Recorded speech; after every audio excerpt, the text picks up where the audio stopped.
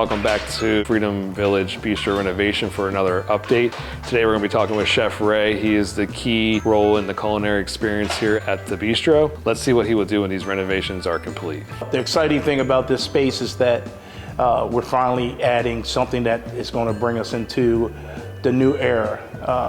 And what I mean by that is that we're bringing something fresh, lighter fare, another vision of cooking that will give the residents an opportunity to try some new and exciting things. This awesome pizza oven that we're going to use to enhance their dining experience by fresh baked dishes, plank salmon, for instance, or some type of plank fresh fish of the day.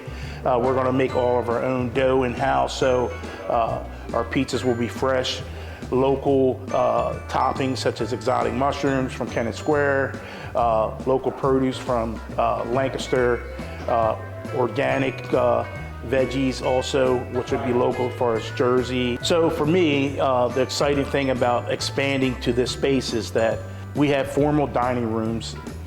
This is going to bring a more casual flair to Freedom Village, something that we've been trying to work on for the last 3 years.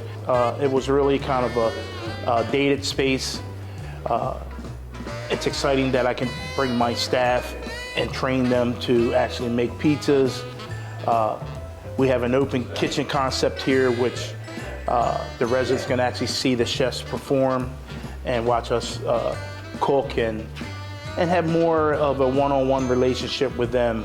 That is a very important thing for us.